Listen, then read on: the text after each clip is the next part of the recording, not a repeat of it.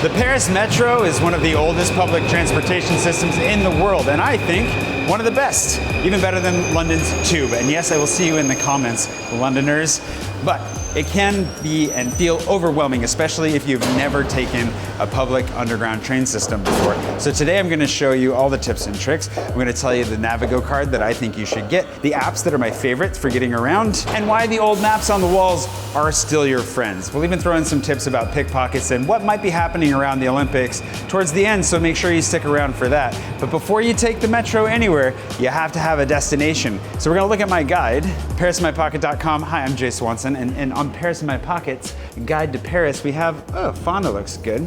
Some of the best coffee in the city, best drinks, best places to eat. It's pretty money. parisinmypocket.com, go check it out. And in the meantime, let's get out of here and tell you everything you need to know about taking the metro in Paris.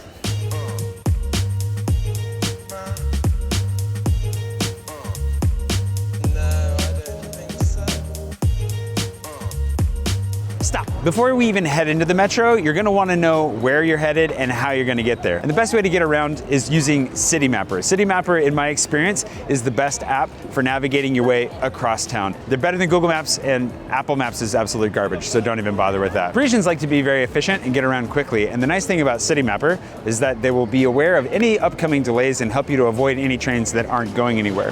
They also give you multiple options to get around, and will show you where on the train you want to sit so that you're best positioned to get off at the nearest exit or transfer as you go. The other great elements of Citymapper are that they'll let you know which exit to take when you get to the other side, and as you're getting on the train, what section, back, middle, or front of the train will be the most efficient to get to that exit or the transfer that you're going to need to take.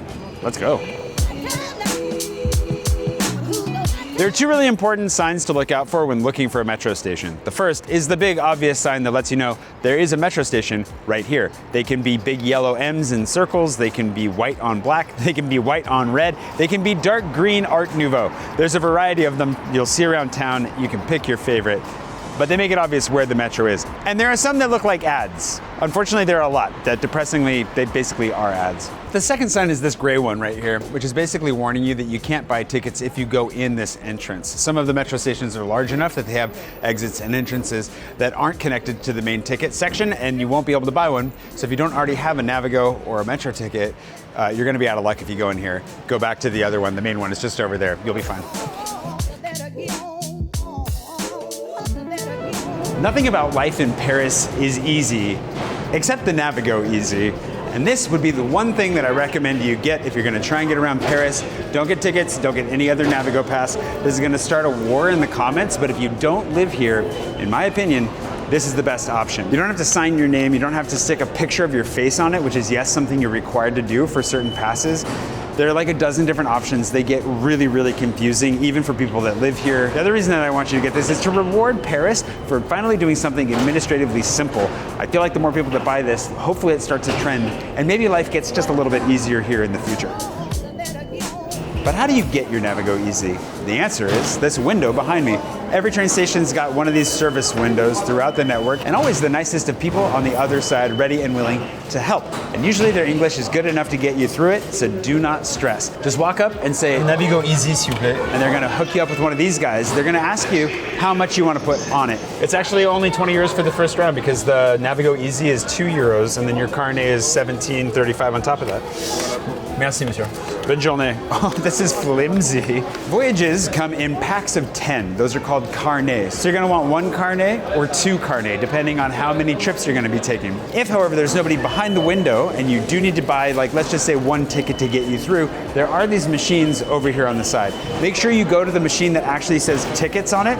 The other ones are just Navigo Recharge, Rechargement Navigo, and all you can do is recharge these automatically. It's very nice. You can recharge this automatically wherever you are as you go. You don't have to hit the window a second time, but if you need a ticket, go to the machine that says tickets. These machines are fairly straightforward and are multilingual, but there is a very particular type of ticket you're gonna wanna buy. It says tickets, speaks English, hit English. You can recharge your Navigo pass. If I put this here, it's gonna detect it and then it will offer to add more trips to it. What we want is the T+. The main thing you're looking for is T+. So whether you buy a single ticket or a pack of them, just make sure you get that one to pay the full fare. You don't want to end up getting caught not paying full fare and have no proof that it's justified. Then you pick however many tickets you want, and as you can see, 9 tickets here cost as much as 10 plus your Navigo Easy if you're buying them out of the machine. So I'm gonna stop advertising for the Navigo Easy now because I trust you're smart enough to make up your own mind because you're here watching my video. So we're gonna just go ahead and assume you know what's best for you. So these machines do take cash, card by insert, and then also contactless, so you can pay with your watch. The final note for Americans in particular, this is not like a gas pump, right? When you stick your card in there, leave it in there until it tells you to take it back out. If you just swipe it right away, it'll error out and you'll have to start all over again. Common mistake. The Navigo Easy really is the simplest and most direct option you can get, and unless you're going to be traveling at least 5 times a day, the day passes, in my opinion, not really worth it. But what you're going to want to do, no matter what you get, if you take my advice and get this, or you get a day pass or a ticket or anything else, is hold on to it until the end of your journey. If you get caught on the inside of the metro system without a validated ticket, they are going to fine you, and it is going to suck because they are not nice. The turnstile situation may look a little different depending on which station you're getting into, but the concept remains the same. When you walk in, you make sure to put your Navigo on the patch to the right, or you stick your ticket there as well and then walk through. If it's glass, it'll open. If it's a turnstile, it'll roll through. And of course, if it is open like this, because this one's brand new, it's under construction, you're gonna wanna validate it at a little box on the other side. Don't think it's a free ride, because if you get caught, they're not gonna be very nice about it. If you come in through the turnstiles and somebody tries to come behind you, for one, you can hold it open just as a polite thing to do, but also somebody might try to jump the turnstile behind you. That's fine, just let them through. You're not gonna get in trouble for it, don't stress, but do watch your pockets. We are gonna talk about pickpockets a little bit later, so be sure you stick around for that. But in the meantime, whatever. If somebody wants to jump the turnstile, that's their business. Don't worry about it. All right, you know you need line 9 because Citymapper told you to take line 9, but which direction do you go? These are the most important parts at the top. This is the end of the line, Montreuil and Pont de Sèvres. We're trying to get to Oberkampf, which is going to be right there. So we know that this is the correct direction. This sign is pointing that way. We don't want to go that way. We want to go this way. These signs also tell you where possible transfers are. So you can see that line 13 is going to be cut at Miromesnil, or you could get line 8 at Richelieu-Drouot, or RER A all the way at Nation. But I highly recommend you avoid the RER at all costs, and we'll talk about that later. We'll talk about it. You can tell which way you're headed when you're on the platform as well, because the name Montreuil is listed right above the times. These are new screens that'll also show you any delays that are happening. They're not on every train platform yet, but they're coming very quickly. The number on the left is the time in minutes to the next train, and the number on the right is the time in minutes to the train after that. So you know how much time you're going to have to spend waiting, along with the actual time in the corner there. Before we keep talking about signage, and there's a lot to talk about when it comes to signage, let's talk etiquette. Believe it or not, there is a lot of etiquette that goes into riding the metro, and it's really important to make sure you nail it so you don't stand out like a tourist or piss any Parisians off. First thing is to make sure you're standing to the side of the door so that when it opens, anybody that wants to get off can get off first. Then you get on to the metro like so. And don't stop moving. Make sure you get away from the door. A lot of people will cross the threshold and then stop because they made the train and they think, that's it, I've made it, I'm done. No, there might be people behind you and they're gonna get pissed off at you if they have to push to get on the metro behind you. So keep moving, find a spot, stay there. There are multiple different generations of trains in Paris and a lot of new ones coming in. They're trying to rush it before the Olympic Games, but the rules remain basically the same. For one, you have seats that are reserved for people with limited mobility. So people that have any mobility issues get priority over seats whenever you see this sign. Otherwise, there's also the folding chairs. The folding chairs can be pulled down on any train to be sat upon as long as there's enough space. If the train gets really full and there's standing room only, you'll be expected to stand up. You can push this sometimes because it doesn't really save that much space, but you might get some dirty looks, so I would be careful with that one. Finally, Parisians aren't that into eating on the go, so it's considered pretty rude to break open a sandwich or eat while you're on the metro, and drinking anything beyond water is pushing it. Generally, I'd say don't eat or drink on the metro, keep the space clean, and, you know, remain quiet. You can tell I'm speaking with a quiet voice because I know that I'm the annoying guy on the metro talking right now. Regardless of whatever train you're on, it should have one of these linear maps above the doors to let you know where the stops are and in what order. If you're on any of the more modern ones, some of the really modern ones, skip this part, you'll see lines that flash at the station that you're at, that are illuminated in the direction that you're going, and that are not illuminated, are dark, in the direction that you've already been. So you know that we're headed this way. It's also where you can check to see where you might have transfers along the way. And common practice would be to go ahead and count the number of stations you've got to go, and then keep that count going in your head so you don't feel like you're gonna miss your stop. They'll also have giant signs at every station on the wall saying the name of the station. So if you don't hear the name or you don't recognize it and you're just trying to match where you're headed with what you see, that's a good way to see it and then jump off. Another really fun thing to do is to listen to Richelieu, Drouot, is to listen to the names as the automated voice says them and then repeat them back. It's a good way to practice. Richelieu, Drouot. It's like that you can, get better over time. Let's talk pickpockets. Among the many reasons that I can and would recommend that you check out Les Frenchies' YouTube channel, a phenomenal YouTube channel that gives a lot of really good advice for visiting Paris, is their deep dive into pickpockets. So we'll keep this short because again, we know you're clever because you're here, right? You're watching this video. The main trick to avoiding pickpockets, whether in Paris or anywhere else in the world, is to make sure that you're not an easy target. Move with intention, look like you know where you're going, keep your head up, keep your valuables close, and wherever it is that they can't get to it too easily. I'm looking at you, iPhone in the back pocket, Steve.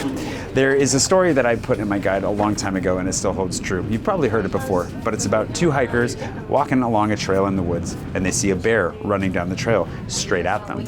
One of them goes to run, but the other one stops to switch his boots for running shoes. And his friend says, "What are you doing? You can't outrun a bear." And he says, "I don't have to outrun the bear. I just have to outrun you." Which is dark, but the point holds true, right?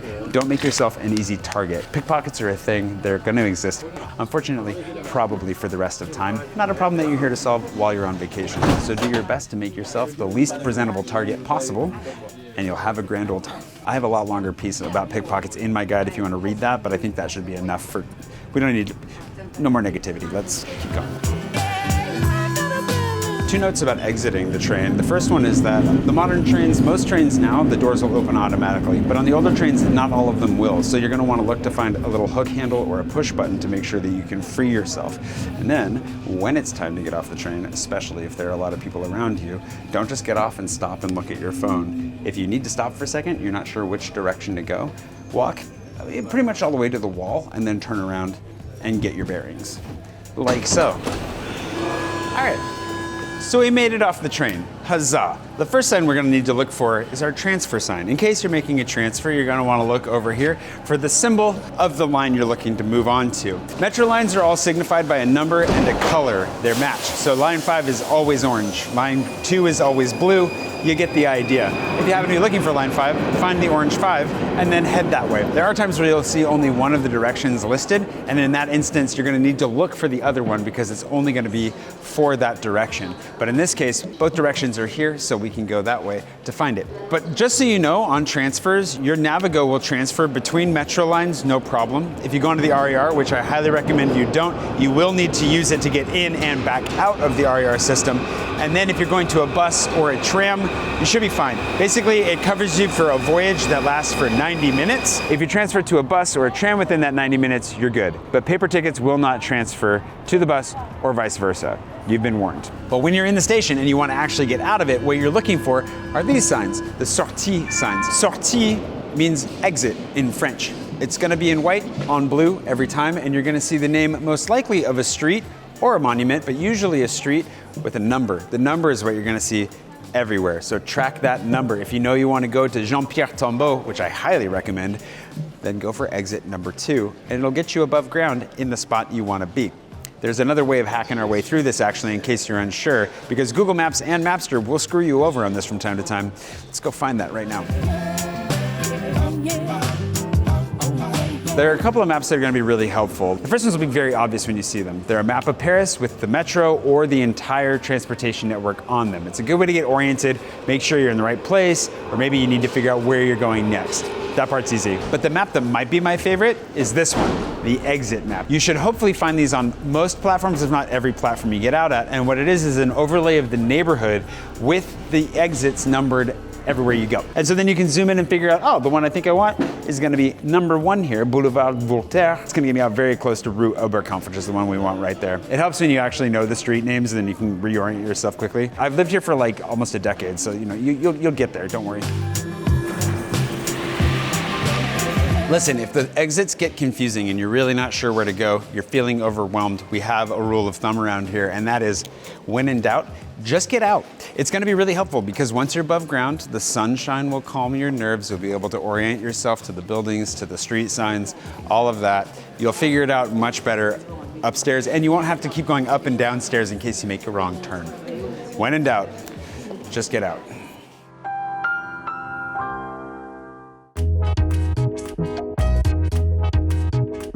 If you're wondering where the beautiful photos of the river, Eiffel Tower, and even Sacré-Cœur are taken from on the metro, the answers are Line 2 and Line 6.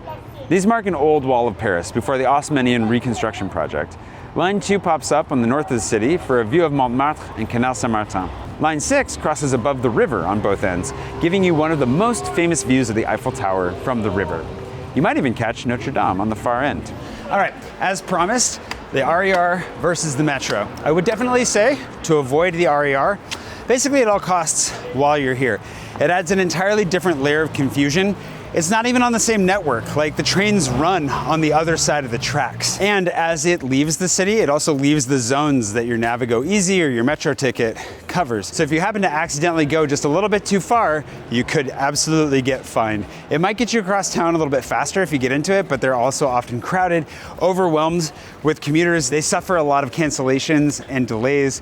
Ultimately, the RER, really not worth it unless you're headed out of town, like to the airport, to Versailles, or Disneyland. And speaking of Disneyland, the Paris Olympics, summer 2024. Let's talk about that. I mean, we obviously can't talk about the Olympics without coffee though, that's silly. Oh, they're closed. You're closed. The Olympics. There's a lot of speculation as to how it's going to affect Paris, whether it's going to actually end up leaving us overwhelmed with tourists, or because there are so many hotels that haven't even booked out yet, are we actually going to see a reduction in tourism this year? We don't know, but I do know 2 things to expect that are probably going to be fairly annoying. Annoyance number 1 is closures. Stations like the Tuileries or Concorde are basically guaranteed to be closed through the duration of the games because they're going to have events going on basically directly above them. And then annoyance number 2 is that rather than make the metro cheaper or even free for ticket holders, as they were talking about doing, they're doubling the cost for everyone. It's gonna be €4 per trip. So the only way around this right now that I know could be get a Navigo Easy charged up in advance, and then hopefully you don't have to worry about it, or get a monthly Navigo, but that's really only available to locals. So if we come up with any other solutions for you in the meantime, we'll let you know, but do expect to pay a little bit extra if you're here during the Olympics. And by a little bit, of course, I do mean double. Those aren't the only closures though. Obviously, Notre Dame is still closed too. And if this video has gotten you just craving some Paris action above ground, then make sure to watch this video where even though Notre Dame is still closed during 2024, and maybe they're gonna get it open in this calendrical year, we'll find out. Give you some options of other churches that you can visit around town, paired with some delicious places to get coffee, drinks, and food, because hey, it wouldn't be a Paris in my pocket video if we didn't at least get one coffee somewhere in the middle of it. Thanks for watching.